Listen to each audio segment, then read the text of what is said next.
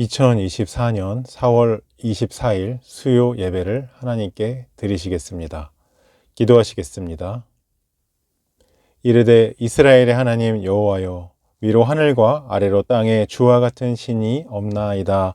주께서는 온 마음으로 주의 앞에서 행하는 종들에게 언약을 지키시고 은혜를 베푸시나이다. 아멘.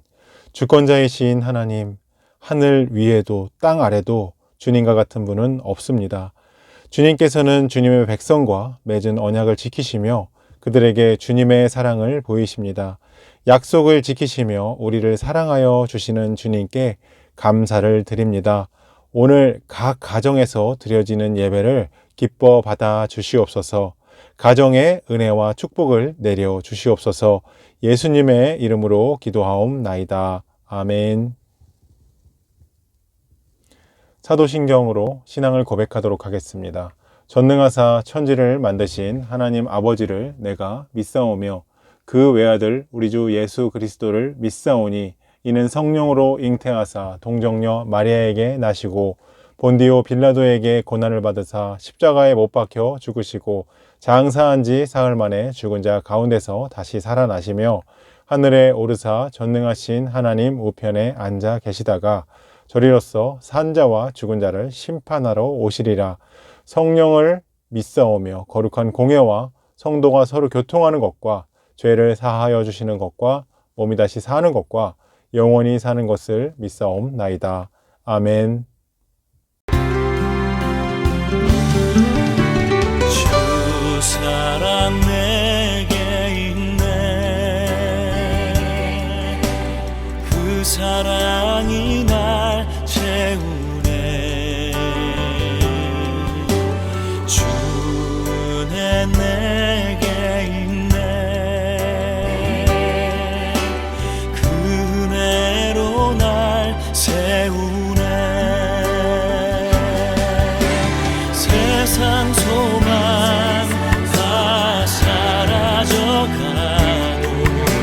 주의 사랑은 끝이 없으니 살아가는 이 모든 순간이 주 은혜임을 나는 믿네. 세상 소망 다 사라져가고 주의 사랑 끝이 없으니 살아가는 이 모든 순간이 주 은혜임을 나는 믿네. 주 은혜임을 나는 믿네. 주 은혜임을 나는 믿네.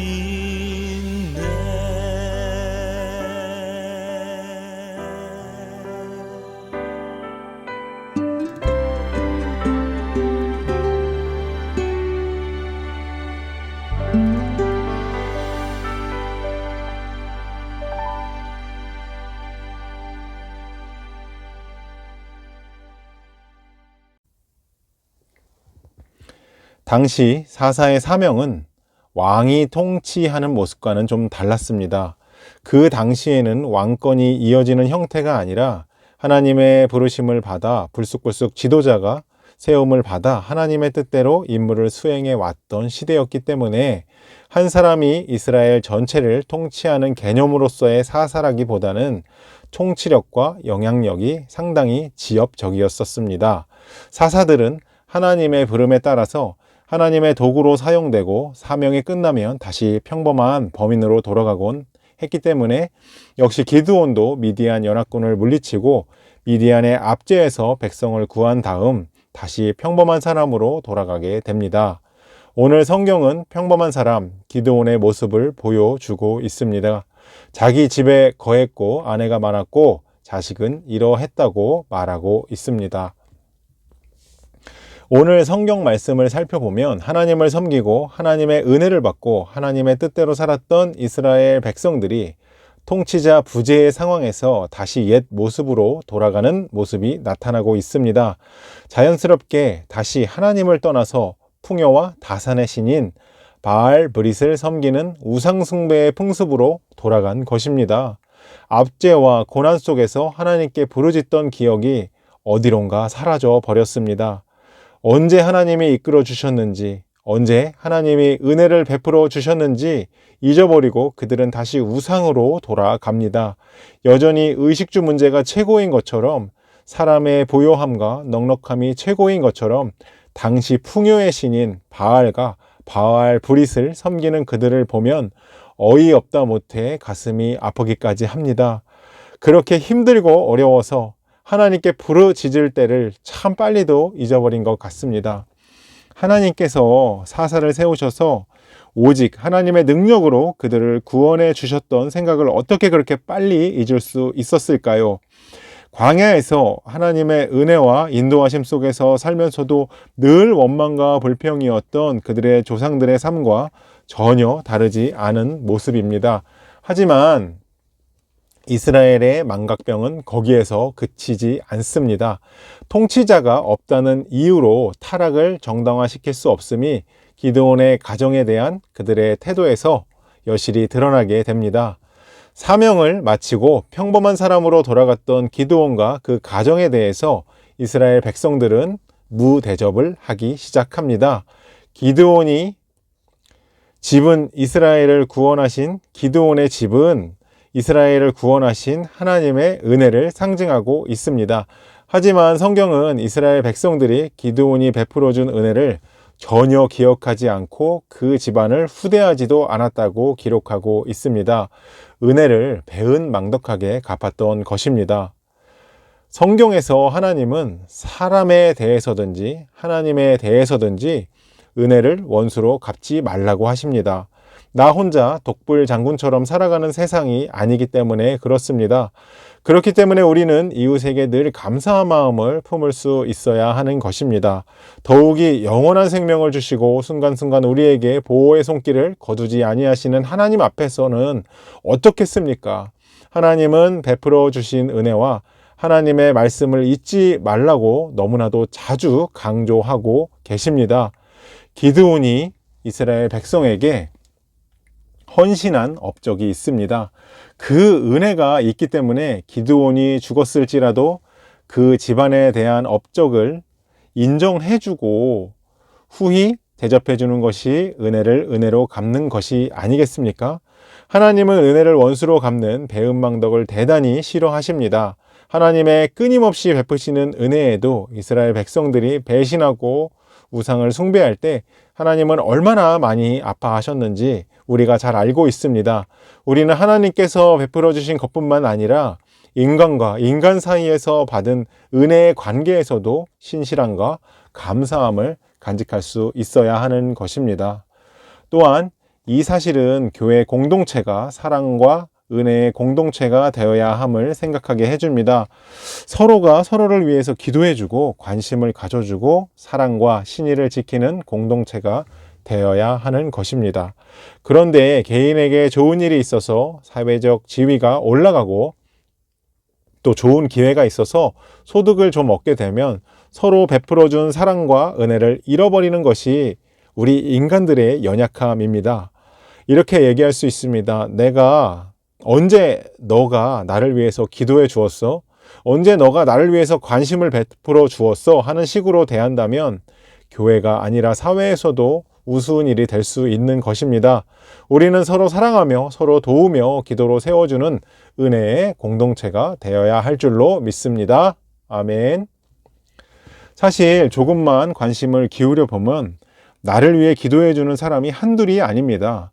우리 이웃이 될 수도 있고 친척이 될 수도 있고 장로님이나 권사님이나 집사님이 될 수도 있는 것입니다. 하나님은 이렇게나 많이 나를 위해 중보하는 사람들을 붙여주셨습니다. 그러니 나에게 좋은 일이 생긴다는 것은 나를 위해 기도하신 그분들의 기도에 하나님께서 응답하신 가능성이 충분합니다.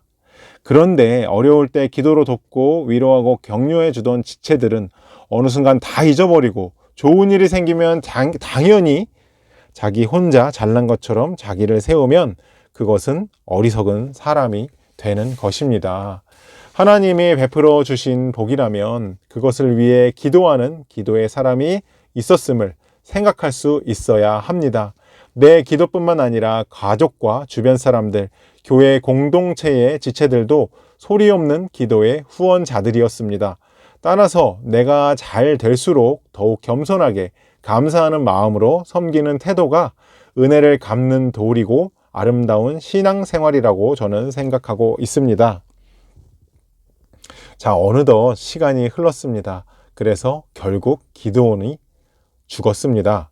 아무리 위풍당당한 기드온의 인생, 그 승리의 인생을 살았더라도 세월은 속일 수 없는 것입니다. 이처럼 인생은 반드시 죽음을 맞이합니다. 이 자리에 계신 여러분도 저도 죽음의 길은 피할 수 없습니다. 제가 아는 어떤 집사님께서 주님 안에서 새로운 인생을 출발하시면서 이런 말씀을 하셨습니다.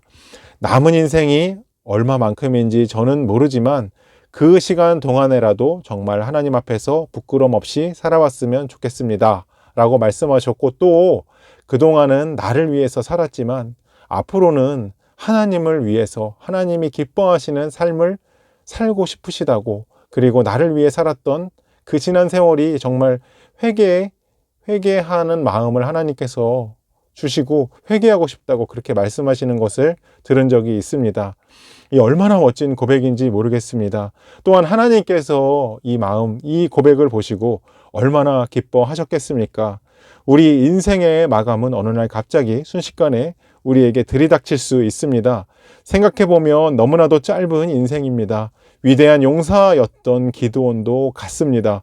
아무리 많은 업적을 남겼어도 그 모든 위인들도 다 같습니다. 우리도 끝이 언제인지 모르는 제한된 인생을 살고 있는데 어떤 기록을 남겨야 할까요? 하나님께서 그의 행위록에 아무도 모르는 시간에 내 모습도 남김없이 적으셨을 것입니다. 그리고 그 행위에 따라서 상을 주실 것입니다. 어찌 하나님의 기준에 부끄러움이 없는 사람이 있을 수 있겠습니까? 하지만 그래도 정말 열심히 살았다는 확신을, 그리고 최선을 다해서 하나님께 순종하면 살았다는 기록만큼은, 순종하면서 살았다는 기록만큼은 우리가 남겨야 하지 않을까 생각합니다. 흥청망청 이렇게 저렇게 나를 위해서 살다가 어느 날 갑자기 끝을 맞이하면 얼마나 예수님께 죄송하고 하나님 앞에 부끄럽겠습니까? 이처럼 언제 하나님께서 우리를 부르실지 모르는 그런 삶을 좀 더 복되게, 좀 더 알차게 순종하면서 살아간다면 후회 없는 인생을 만들 수 있을 것이라고 생각합니다. 다시 한번 하나님 앞에서 최선을 다하는 충성스러운 삶을 살아보자는 결단으로 하루를 출발하는 우리 성도님들 되시기를 주님의 이름으로 기도합니다. 우리 이 시간 기도할 때에 하나님 앞에 최선을 다하는 충성스러운 삶을 사는 인생을 살게 해달라고 이 시간 다 같이 한 목소리로 기도하도록 하겠습니다. 주 사랑 내게 있네. 그 사랑이 날 채우네. 주 은혜 내게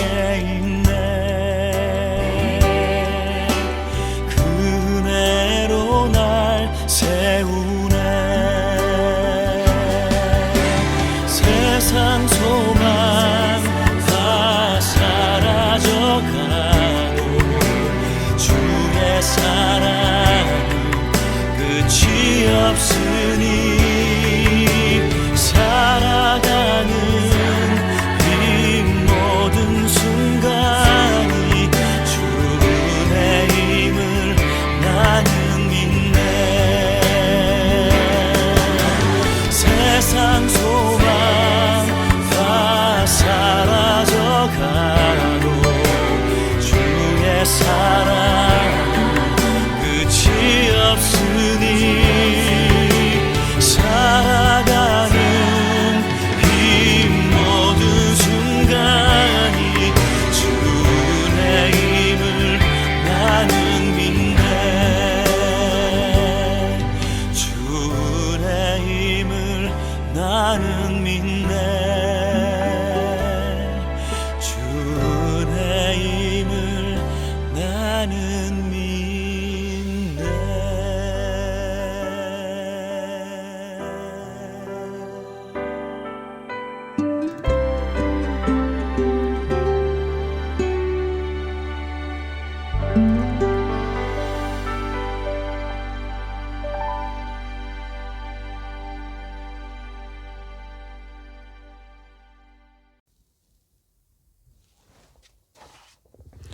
주기도문 하심으로 모든 예배를 마치도록 하겠습니다. 하늘에 계신 우리 아버지여, 이름이 거룩히 여김을 받으시오며 나라가 임하옵시며 뜻이 하늘에서 이룬 것 같이 땅에서도 이루어지이다. 오늘날 우리에게 일용할 양식을 주옵시고 우리가 우리에게 죄 지은 자를 사하여 준 것 같이 우리 죄를 사하여 주옵시고 우리를 시험에 들게 하지 마옵시고 다만 악에서 구하옵소서. 대개 나라와 권세와 영광이 아버지께 영원히 있사옵나이다. 아멘. 나는 하나님을 예배하는 예배자입니다.